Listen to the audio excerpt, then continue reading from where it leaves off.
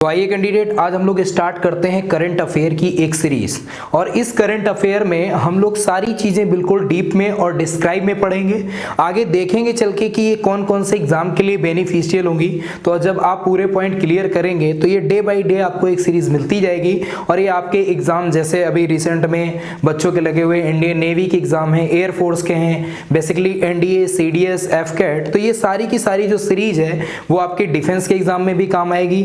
और जैसे एसएससी की तरफ आप मूव करेंगे तो एसएससी में सीएचएसएल, सीजीएल, एमटीएस वगैरह के एग्जाम में, यूपी एसआई और यूपी पुलिस, रेलवे, एनटीपीसी के एग्जाम में। तो ये करंट अफेयर की सीरीज, अभी आप देख रहे होंगे एनटीपीसी के एग्जाम लगे हुए हैं, तो एनटीपीसी के एग्जाम में भी कई बार ये पूछे जा चुके हैं क्वेश्चन। तो आइए डे बाय डे इनको डिस्कस करते हैं। पहले एक एक क्वेश्चन कायदे से एकदम डीपली पढ़ते हैं और देखते हैं कि इनमें कौन कौन से पॉइंट क्लियर होते हैं। आइए देखते हैं। क्वेश्चन नंबर फर्स्ट देखिए। तो क्वेश्चन नंबर फर्स्ट क्या है कि वीपी जॉय किस राज्य के मुख्य सचिव के रूप में नियुक्त किए गए हैं? कौन? VP Joy. वीपी जॉय किस राज्य के मुख्य सचिव के रूप में नियुक्त किए गए हैं? तो इसमें सही आंसर क्या होगा? केरला राज्य के। वीपी जॉय कौन से राज्य के मुख्य सचिव नियुक्त किए गए हैं? केरला राज्य के। तो अब देखते हैं कि केरल राज्य से जुड़ी और कौन कौन सी बातें हैं, कौन कौन से फैक्ट हैं। तो केरल के बारे में मैं सारी चीजें आपको बता देता हूं। जैसे केरल राज्य की राजधानी क्या है? तिरुवनंतपुरम। तिरुवनंतपुरम के अलावा कहीं कहीं लिखा मिल जाता है त्रिवेंद्रम। त्रिवेंद्रम भी इसी का दूसरा वर्ड है। क्या है? त्रिवेंद्रम। इसको यहां से त्रिवेंद्रम कर लीजिएगा। तो इसकी राजधानी क्या है? त्रिवेंद्रम भी कह देते हैं। यहाँ के जो प्रेजेंट टाइम पर सीएम है यानी मुख्यमंत्री हैं वो कौन है? पिनराई विजयन। और किस पार्टी के हैं? भारतीय कम्युनिस्ट पार्टी से ये हैं। इसके बाद लिखा है यहाँ के गवर्नर कौन है? गवर्नर मतलब राज्यपाल कौन है? तो राज्यपाल कौन है? आरिफ मोहम्मद खान। तो यहाँ के राज्यपाल कौन है? आरिफ मोहम्मद खान। फिर इसके बाद लिखा है मुख्य न्यायाधीश। तो मुख्य न्यायाधीश कौन है केरला सरकार के यानी तिरुवनंतपुरम में? एस मणि कुमार। आप देख रहे हैं केरल सरकार के जो मुख्य न्यायाधीश हैं वो कौन है? एस मणि कुमार। लोकसभा सीटें कितनी है? लोकसभा, राज्यसभा, ये जब आप कॉन्स्टिट्यूशन में पढ़ेंगे तो आपको पूरा मैं एक तरफ से समझा दूंगा। तो यहां पर लिखा है लोकसभा सीटें कितनी हैं? तो लोकसभा सीटें हैं 20 और राज्यसभा सीटें कितनी हैं? 9 और विधानसभा सीटें कितनी हैं? 140। फिर इसके बाद लिखा है कि केरल, ये बहुत क्वेश्चन पूछा जाता है कि राजकीय पशु, आज की डेट में एग्जाम पूरे अपने भारत में जैसे पूछ लेता है राष्ट्रीय पक्षी, राष्ट्रीय पशु, तो अब स्टेट पे आ गया है क्वेश्चन। स्टेट पे देने लगे हैं कि स्टेट का राजकीय पशु, राजकीय पक्षी क्या है? तो राजकीय पशु क्या है? यहाँ का हाथी है। राजकीय पक्षी कौन सा है? हार्नबिल। नाम याद रखिए, केरल का राजकीय पक्षी पूछा जाता है, हार्नबिल के नाम से इसे जाना जाता है। फिर लिखा है राजकीय वृक्ष कौन सा है? राजकीय वृक्ष है नारियल का। इसके बाद अगला पॉइंट लिखा है कि इसके दो पड़ोसी राज्य कौन से हैं? तो इसके दो पड़ोसी राज्य हैं तमिलनाडु और कर्नाटक। किसके?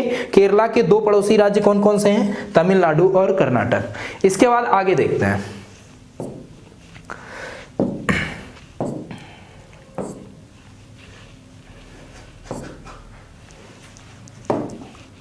आगे देखते हैं इसके कि तमिलनाडु, इससे रिलेटेड अन्य मुख्य सचिव और देख लेते हैं। तो अन्य मुख्य सचिव कौन कौन से हैं? तमिलनाडु के नए मुख्य सचिव किसके रूप में कौन है? इनका नाम क्या है? तमिलनाडु के मुख्य सचिव हैं राजीव रंजन जी। कौन है? राजीव रंजन जी। इसके बाद लिखा है आंध्र प्रदेश के मुख्य सचिव। आंध्र प्रदेश के मुख्य सचिव कौन है? आदित्यनाथ दास। आंध्र प्रदेश के जो मुख्य सचिव हैं वो कौन है? आदित्यनाथ दास।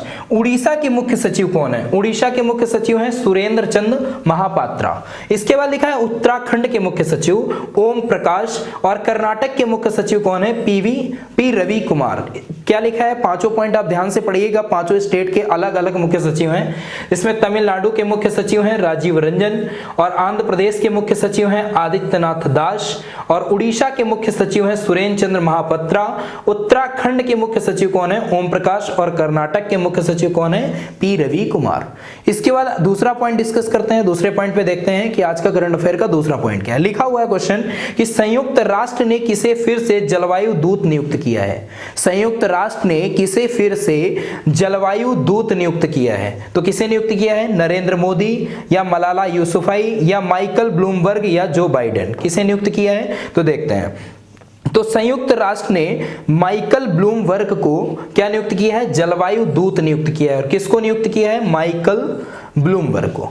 अब देखते हैं माइकल ब्लूम के बारे में। लिखा हुआ है संयुक्त राष्ट्र ने कहा कि ग्लोबल वार्मिंग से निपटने के लिए निपटने में सरकारों और कारोबार को शामिल करने के लिए अमेरिकी अरबपति माइकल ब्लूमबर्ग ने को फिर से विशेष दूत नियुक्त किया गया है। जलवायु परिवर्तन के मुद्दे पर लंबे समय तक अभियान चलाने वाले ब्लूमबर्ग को इस पद पर पहली बार 2018 में नियुक्त किया गया था। कब नियुक्त किया गया था? 2018 में। किसको? माइकल ब्लूमबर्ग को पहले भी नियुक्त किया जा चुका है। कब? 2018 में। तो इसमें क्या लिखा हुआ है कि 2018 में इनको पहले भी नियुक्त किया जा चुका है। और क्या नियुक्त किया गया है? जलवायु दूत, क्योंकि इन्होंने सबसे ज्यादा इस पर इन्वेस्टमेंट किया है। आइए देखते हैं इसके आगे। इसके आगे क्या लिखा है? यूएनओ। अब यूएनओ से रिलेटेड हम मुख्य बातें पढ़ लेते हैं कि यूएनओ में क्या क्या खास बातें हैं। तो यहाँ पर पहला प्रश्न क्या लिखा हुआ है कि संयुक्त राष्ट्र संघ के पहले महासचिव कौन थे? जब संयुक्त राष्ट्र संघ की स्थापना हुई थी तो इसके पहले महासचिव के रूप में किसे नियुक्त किया गया था? तो इसमें नियुक्त किया गया था ट्रिगवेली को। किसे नियुक्त किया गया था? ट्रिगवेली को। आगे इसके देख लेते हैं। ट्रिगवेली को पहले महासचिव के रूप में नियुक्त किया गया था। फिर लिखा है संयुक्त राष्ट्र संघ यूएनओ के वर्तमान में महासचिव कौन है, यानी 2021 में महासचिव कौन है? तो कौन है? Antonio Guterres. और ये कहां के रहने वाले हैं? पुर्तगाल के।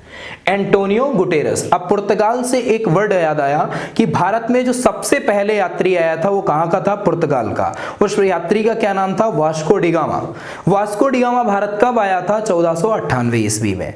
वास्को डिगामा भारत कितनी बार आया था? तो 3 टाइम्स आया था। लेकिन जब 3rd टाइम्स आया था तो भारत से वापस नहीं जा पाया। तो वास्को डिगामा जब हिस्ट्री में पढ़ेंगे हम लोग तो सबसे पहले पूरा वास्को डिगामा के बारे में या जैसे वो आए सारे पुर्तगालियों के बारे में एक एक तरफ से हम पॉइंट डिस्कस करते चले जाएंगे। वापस आते हैं, देखते हैं आगे। लिखा है संयुक्त राष्ट्र संघ की स्थापना कब हुई? संयुक्त राष्ट्र संघ की स्थापना कब हुई?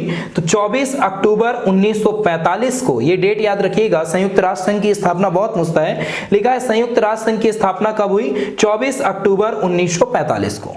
फिर अगला पॉइंट लिखा है संयुक्त राष्ट्र संघ ये कहां पर स्थित है? मतलब यूएनओ कहां पर स्थित है? तो यूएनओ कहां पर स्थित है? न्यूयॉर्क में स्थित है। लिखा है संयुक्त राष्ट्र संघ यूएनओ का सदस्य भारत कब बना? तो जब यूएनओ का गठन हुआ तब वो सदस्य बन गया, यानी 1945 में भारत यूएनओ का सदस्य बना। लिखा है संयुक्त राष्ट्र संघ यूएनओ के वर्तमान में सदस्य देश कितने हैं? मतलब कितनी कंट्रियों ने यूएनओ में पार्टिसिपेट किया है? तो 193 कंट्रियों ने। अब आपको बता दें कंट्री से रिलेटेड कि भारत में कितनी कंट्री हैं। तो भारत में अप्रॉक्स में आज की डेट में 205 206 के आसपास कंट्रियां पहुंच रही हैं। लेकिन अब हम लोग किस देश में रहते हैं? भारत में। तो भारत किस एशिया पे, किस महाद्वीप पे आता है? तो एशिया पे आता है। अब बात आती है कि एशिया पर टोटल कितनी कंट्री हैं। तो एशिया पर टोटल कंट्री आज की डेट में है 44। कुछ दिन पहले की बात करें तो यहां पर लोग कहते थे कि यहां पर 48 कंट्री हैं और उसके भी पहले यहां पर 52 कंट्री थी। लेकिन कहते नहीं कि जब छोटे छोटे देशों के बीच में युद्ध होता है तो आपस में मर्ज हो जाता है। जो देश जीत जाता है या जो युद्ध में विजयी होता है वो अपने देश में मिला लेता है। तो यहीं से ये देशों की संख्या कितनी बची है? 44। आगे देखते हैं संयुक्त राष्ट्र संघ में जो अभी अगर पूछा जाए क्वेश्चन कि संयुक्त राष्ट्र संघ में यानी यूएनओ में प्रेजेंट टाइम पर कितने देश पार्टिसिपेट कर चुके हैं? तो है 193। और लास्ट देश कौन सा है? लास्ट कंट्री कौन सी है जिसने पार्टिसिपेट किया है? तो उस कंट्री का नाम है दक्षिणी सूडान। ठीक। अगला पॉइंट लिखा है कि संयुक्त राष्ट्र संघ यूएनओ में हिंदी भाषण देने वाले प्रथम भारतीय कौन थे? संयुक्त राष्ट्र संघ में हिंदी भाषण देने वाले प्रथम भारतीय कौन थे? तो वो थे अटल बिहारी वाजपेयी। यहां पर लिखा नहीं है, अटल बिहारी वाजपेयी। इसके बाद लिखा है संयुक्त राष्ट्र। याद रखना यूएनओ में हिंदी में भाषण देने वाले प्रथम व्यक्ति कौन थे? हिंदी में भाषण देने वाले प्रथम व्यक्ति कौन थे? अटल बिहारी वाजपेयी। आपको बता दें अटल बिहारी वाजपेयी एक बहुत ही मतलब एक तरह से ईमानदार नेता थे। अटल बिहारी वाजपेयी जी जो थे वो बीजेपी के एक बहुत ही इन्होंने ईमानदारी के चक्कर में अपनी चेयर तक छोड़ देते थे कि इनके चरित्र पर कोई दाग ना लगे। 13 दिन इनको प्राइम मिनिस्टर बनाया गया था और 13 दिन बाद इन्होंने इस्तीफा दे दिया था। किस वजह से दिया था?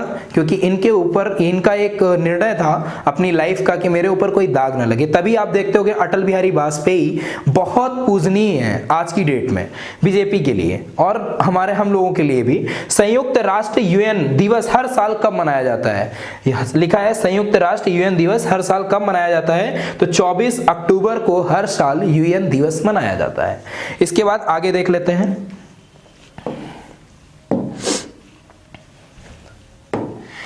अब देखिए अगला पॉइंट क्या लिखा हुआ है, पॉइंट नंबर 3। अब पॉइंट नंबर 3 को देखते हैं ध्यान से कि 7 फरवरी 2021 को नंदा देवी ग्लेशियर टूटने से किस राज्य में प्रलय आया।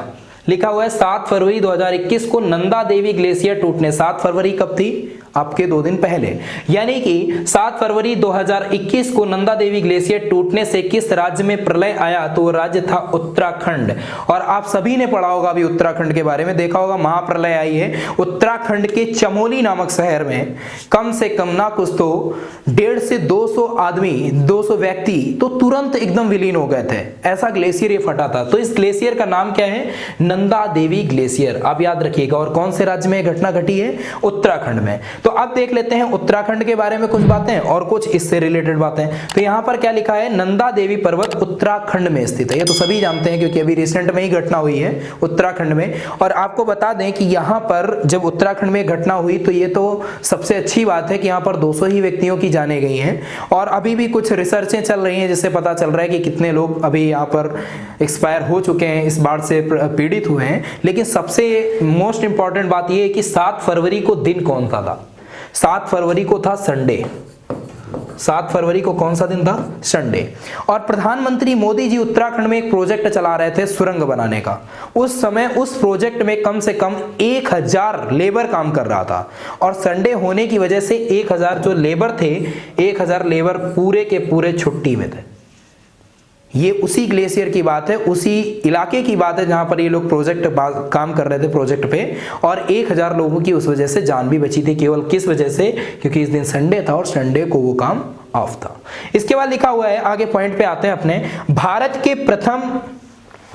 के पर्वत और पहाड़ियां, जैसे यहां पर सीरीज पूरी दी हुई है, भारत में पर्वत और पहाड़ियां लिखा है। भारत का सबसे नवीन पर्वत कौन सा है, भारत का सबसे नया पर्वत कौन सा है, तो आप सभी लोग जानते हैं भारत का सबसे नया पर्वत कौन सा है, भारत का सबसे नया पर्वत है शिवालिक। फिर इसके बाद लिखा है भारत के पीओके में स्थित सबसे ऊंची चोटी कौन सी है, पीओके मतलब पाकिस्तान अधिकृत कश्मीर, पीओके की सबसे ऊंची चोटी कौन सी है, K2 गार्डविन ऑस्टिन।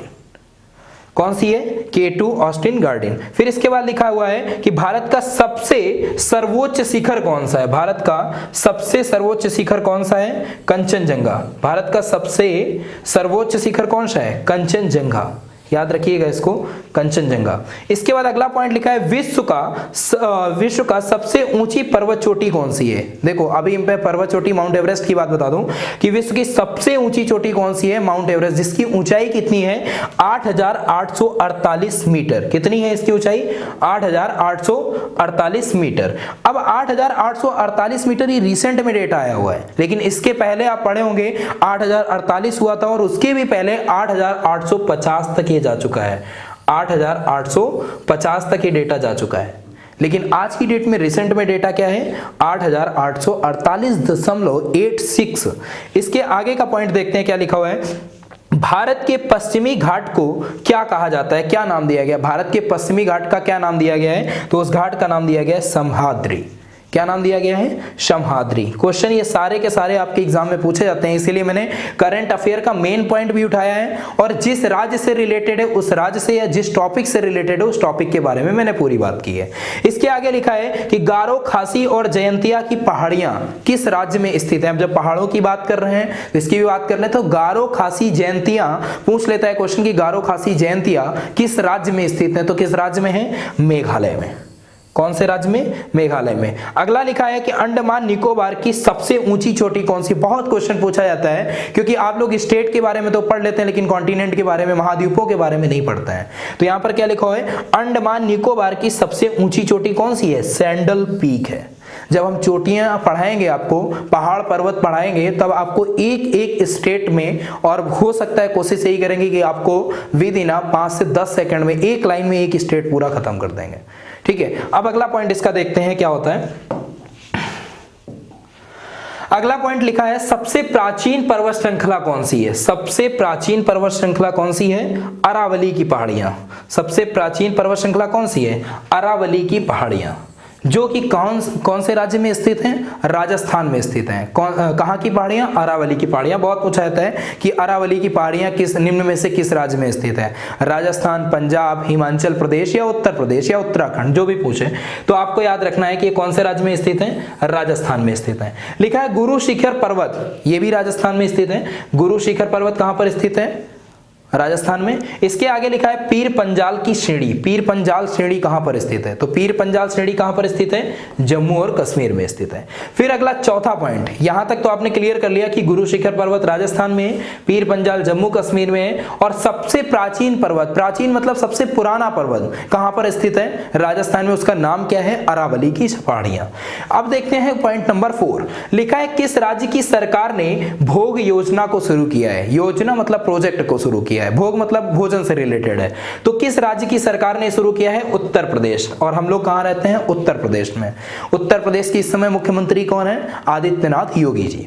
लिखा हुआ है कि किस राज्य की सरकार ने भोग योजना शुरू किया, तो इसका आंसर क्या होगा? उत्तर प्रदेश की राज्य सरकार ने। यहां पर क्या लिखा हुआ है कि इंपॉर्टेंट उत्तर प्रदेश से रिलेटेड पॉइंट देखते हैं। उत्तर प्रदेश में FSSAI की ओर से धार्मिक जगहों पर बंटने वाले प्रसाद या लंगर, प्रसाद मतलब जो मंदिरों से बंटता है, जो आप लोग मंदिर में पूजा करने जाते हैं वहां से प्रसाद लेके आते हैं, प्रसाद या लंगर। लंगर मतलब देखा होगा हमने रोड के किनारे जब लंगर बांटा जाता है तो काफी भीड़ लगी रहती है। या आपने लंगर का एक सीधा सा उदाहरण समझ लो कि कभी भी गुरुद्वारे पे चले जाओ, गुरुद्वारे पे मतलब ये लंगर का प्रोसेस चलता ही रहता है। कभी भी आप पंजाब की तरफ निकल के जाइए, पंजाब में देखिए शिमला की तरफ निकलिए, जितने भी गुरुद्वारा होंगे उनमें परमानेंट लंगर चलता ही रहता है। और वहां पर लंगर, और सबसे बड़ी बात तो आपकी एक और है, अमृतसर का मंदिर है। जो अमृतसर का मंदिर है वहां तो परमानेंट लंगर चलता है, मतलब 1.25 लाख व्यक्तियों को परमानेंट वहां पे भोजन मतलब प्रदान किया जाता है, और उसको किस नाम से जाना जाता है? लंगर के नाम से। लिखा हुआ है कि FSSAI की ओर से धार्मिक जगहों पर बंटने वाले प्रसाद या लंगर की स्वच्छता के साथ पौष्टिकता सुनिश्चित करने के लिए भोग योजना शुरू की गई। क्या सुनिश्चित करने के लिए? स्वच्छता के साथ साथ पौष्टिकता सुनिश्चित करने के लिए कौन सी योजना शुरू की गई? भोग योजना। कौन से स्टेट में शुरू की गई? उत्तर प्रदेश में। फिर लिखा है इस नई योजना भोग के तहत मंदिरों, गुरुद्वारों, लंगरों की मतलब कहां पर? मंदिर और गुरुद्वारों में लंगरों की गुणवत्ता को और अच्छे से सुनिश्चित किया गया। ठीक है, इतना पॉइंट समझ में आ गया। आगे देखते हैं। आगे लिखा हुआ है कि और प्रमुख योजनाएं क्या क्या हैं, इसके बारे में देख लेते हैं। प्रमुख योजनाएं क्या हैं? लिखा हुआ है कि घाट पेयजल योजना, घाट पेयजल योजना को किस राज्य सरकार ने शुरू किया? घाट पेयजल योजना तो इस किस राज्य सरकार ने शुरू किया? उत्तराखंड। अब उत्तराखंड के बारे में अगर बात आ जाती है तो उत्तराखंड में आप देख ही रहे हैं इतना सारा बवाल चल ही रहा है, ग्लेशियर फट रहे हैं। और उत्तराखंड अभी तो खैर माहौल शांत हो जाने दीजिए, कभी भी उत्तराखंड घूमने जाइए तो भारत का सबसे अच्छा राज्य अगर देखा जाए तो उत्तराखंड है, घूमने के पर्पज से, यानी टूरिस्ट प्लेस के पर्पज से। वहां पर आप जाएंगे तरह तरह की झीलें मिलेंगी, तरह तरह के पहाड़ मिलेंगे, मतलब कई चीजें ऐसी हैं उत्तराखंड में जो घूमने के लायक हैं। लिखा हुआ है मुख्यमंत्री माटी कला लिखा क्या है? मुख्यमंत्री माटी कला रोजगार योजना को किस सरकार ने शुरू किया? याद रखिएगा योजनाएं एग्जाम पे बहुत पूछी जाती हैं। तो मुख्यमंत्री माटी कला रोजगार योजना को उत्तर प्रदेश सरकार ने शुरू किया। किसान फसल राहत योजना को किस सरकार ने शुरू किया? किसान फसल राहत योजना को झारखंड राज्य सरकार ने शुरू किया। फिर अगला लिखा हुआ है किस जिला एक शिल्प अभियान, एक जिला एक शिल्प अभियान किस राज्य सरकार ने शुरू किया? मध्य प्रदेश राज्य सरकार ने। विश्वकर्मा श्रम सम्मान योजना, विश्वकर्मा मतलब जहां पर हमारे गाड़ी या और भी हमारे जो चीजें हैं, विश्वकर्मा का मतलब होता है लोहे से बनी चीजों की पूजा करना। तो विश्वकर्मा श्रम सम्मान योजना को किस सरकार ने शुरू किया? उत्तर प्रदेश सरकार ने। इसके आगे पॉइंट देखते हैं, पॉइंट नंबर 5। यहां तक आपने क्लियर कर लिया और धीरे धीरे वीडियो को पॉज करके आप एक एक पॉइंट को चाहे तो नोट करते जाइए या 2-3 बार इसको आप केवल वीडियो को देखते जाइए, आपके दिमाग में पूरी की पूरी करंट अफेयर छप जाएगी। और करंट अफेयर तो बिल्कुल बेसिक सा है कि करंट अफेयर छप जाएगी, लेकिन एक पॉइंट होता है ना कि करंट अफेयर पढ़ाना एक अलग चीज है कि पॉइंट वाइज बताते चलेंगे, लेकिन वहां पर जितनी भी उसकी हिस्ट्री है, जिस राज्य से रिलेटेड है या जिस चीज से रिलेटेड है, उसके बारे में पूरा का पूरा मैंने डिस्क्राइब किया हुआ है, तो आपको एक तरफ से पूरा देखना होगा। अब देखते हैं पॉइंट नंबर 5। आकाशवाणी संगीत सम्मेलन किस नाम से जाना जाता है? भारत में बहुत से नाम चेंज होते रहते हैं, अभी मैं आपको बताऊंगा कि कौन कौन से नाम चेंज हुए हैं।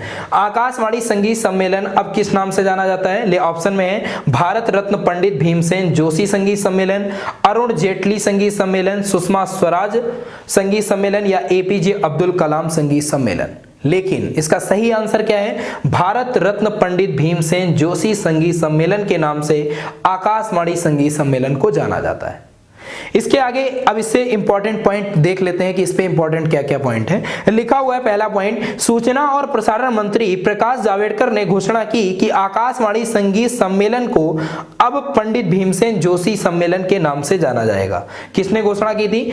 सूचना एवं प्रसारण मंत्री प्रकाश जावड़ेकर ने। इसके आगे देखते हैं कि और कौन कौन से पॉइंट इस पे हैं। लिखा हुआ है श्री जावड़ेकर ने पुणे में भारत रत्न पंडित भीमसेन जोशी के जन्म शताब्दी समारोह के अवसर पर, किसके जन्म शताब्दी समारोह अवसर पर, यह लिखा हुआ है जावड़ेकर ने किसके समारोह, पंडित भीमसेन जोशी के जन्म शताब्दी समारोह के अवसर पर संगीत कार्यक्रम यानी अभिवादन के उद्घाटन में इस योजना को शुरू किया है। किसने शुरू किया है? श्री जावड़ेकर ने। कहां पर शुरू किया है? पुणे में। फिर अगला लिखा है इस पर बहुत इंपॉर्टेंट पॉइंट, जैसा कि अभी मैंने बताया कि भारत में बहुत से ऐसी जगह हैं जिनके नाम बदले गए हैं अभी हाल ही में, यानी मोदी सरकार में बदले गए हैं। तो देख लेते हैं कि पहला क्या पॉइंट है। पहला पॉइंट है हिमाचल प्रदेश में रोहतांग सुरंग का नाम बदलकर क्या रख दिया गया है? अटल सुरंग। अब आपको बता दें कि इस अटल सुरंग की सबसे खास बात क्या है। अटल सुरंग का एक सिंपल सा मतलब ये है कि इसकी बहुत ज्यादा लंबाई अगर होगी, लेंथ में अगर दूरी देखी जाए तो 9 किलोमीटर है। ये लेह से मनाली को जोड़ता है, ठीक है, लेह से मनाली को जोड़ता है और यहां से जाने के लिए एक पहाड़ों के बीच से सुरंग बनाई गई है और यहां से आप आराम से अपनी गाड़ी या 4 पहिया वाहन से आराम से जा सकते हैं वहां पे।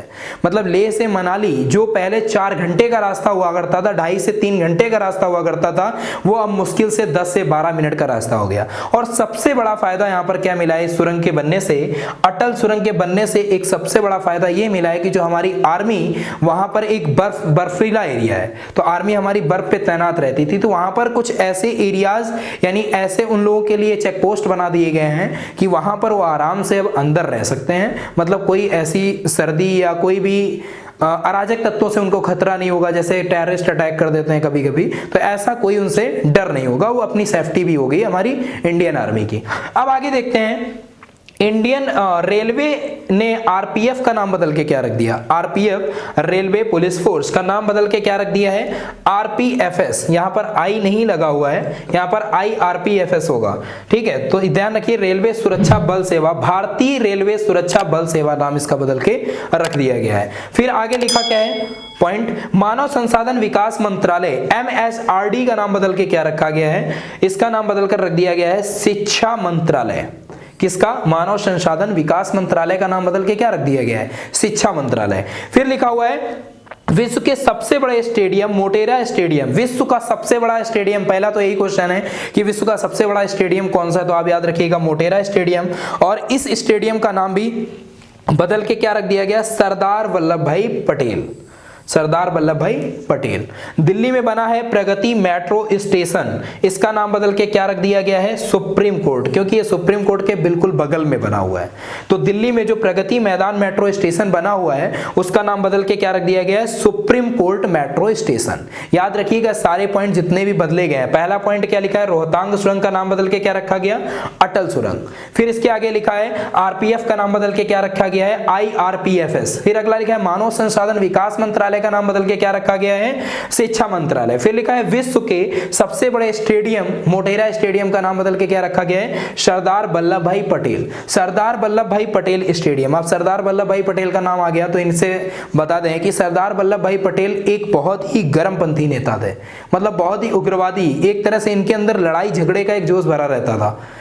जब भी हमारा देश आजाद हुआ था 1947 में, तो 1947 में जब उस समय जम्मू कश्मीर की लड़ाई चल रही थी राजा हरि सिंह को लेकर के, उस समय जूनागढ़ और हैदराबाद का मामला सुलझाने गए थे और अकेले अपना ये पूरा का पूरा मामला सुलझाकर चले आएंगे। जब हम कभी आर्टिकल 370 के बारे में बात करेंगे तो इसको पूरा एक तरफ से डिस्क्राइब करेंगे। अब आगे देखते हैं इसका कि और कौन कौन से पॉइंट हैं। लिखा हुआ पॉइंट नंबर 6 यानी क्वेश्चन नंबर 6 में, क्वेश्चन नंबर 6 क्या है देख लेते हैं। क्वेश्चन नंबर 6 दिया हुआ है आपका कि भारतीय सेना ने कहां देश में सबसे ऊंचे झंडे की आधारशिला रखी है? किसने? हमारी इंडियन आर्मी ने कहां पर देश की सबसे ऊंचे झंडे की आधारशिला रखी है? तो ये कहां पर रखी है? गुलमर्ग में। याद रखिएगा ऑप्शन नंबर फर्स्ट है। ऑप्शन इस पे 4 दिए हुए हैं, गुलमर्ग, चंडीगढ़, भोपाल या पटना। तो इसका सही आंसर क्या है? गुलमर्ग। इंपॉर्टेंट पॉइंट क्या है इंडियन आर्मी से रिलेटेड, ये देख लेते हैं। भारतीय सेना ने जम्मू कश्मीर के गुलमर्ग में देश के सबसे ऊंचे झंडे की आधारशिला रखी है, जिसकी ऊंचाई कितनी है? 100 फीट।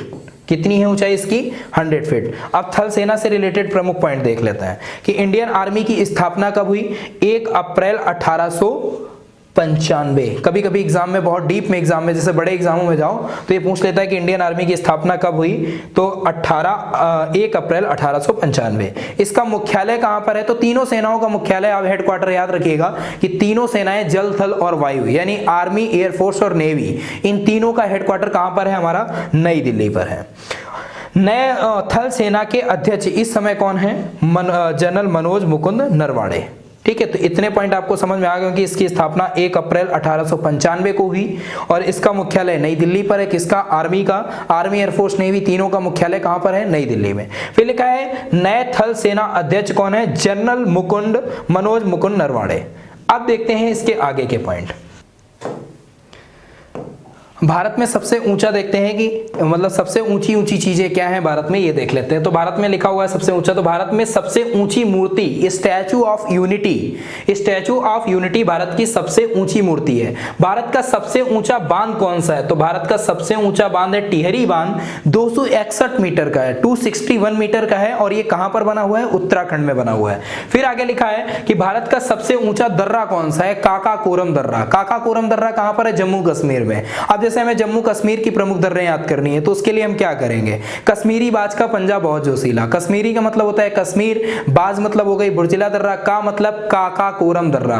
तो जम्मू भारत की सबसे ऊंची दर्रा कौन सी है? काकाकोरम। कश्मीरी बाज का पंजा, बाज मतलब बुर्जिला, का मतलब काकाकोरम, पंजा मतलब पीर पंजाल की दर्रा, पीर पंजाल, पंजा हो गया। कश्मीरी बाज का पंजा, बहुत मतलब बनिहाल दर्रा, जोशीला मतलब जोजिला दर्रा। तो इस तरह से हम जब पासेस के बारे में आएंगे, दर्रों के बारे में पढ़ेंगे तो विद इन 10-10 सेकंड में, 20-20 सेकंड में एक एक लाइन में पूरे स्टेट की दर्रें खत्म कर देंगे। अब अगला पॉइंट इसमें क्या लिखा है? भारत का सबसे ऊंचा जलप्रपात कौन सा है? जोग जलप्रपात, या जिसे गरसोप्पा के नाम से भी जाना जाता है। भारत का सबसे ऊंचा जलप्रपात मतलब होता है झरना, तो झरना सबसे ऊंचा कौन सा है? जोग जलप्रपात। लिखा है भारत का सबसे बड़ा नदी द्वीप कौन सा है? नदी द्वीप कौन सा है? मौजली, और ये कहां पर है? ब्रह्मपुत्र नदी पर बना हुआ है। भारत का सबसे बड़ा नदी द्वीप कौन सा है? ब्रह्मपुत्र नदी पर बना हुआ मौजली द्वीप। पॉइंट नंबर 7 और आज का देख लेते हैं, ये लास्ट पॉइंट होगा हमारा। पॉइंट नंबर 7, पॉइंट नंबर 7 क्या है देखते हैं। लिखा है केंद्र और किस राज्य के बीच साइंस सिटी परियोजना के निर्माण को लेकर के समझौता ज्ञापन पर हस्ताक्षर किया गया है?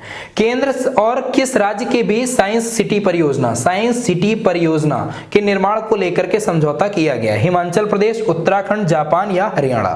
तो इसका सही ऑप्शन क्या है? उत्तराखंड।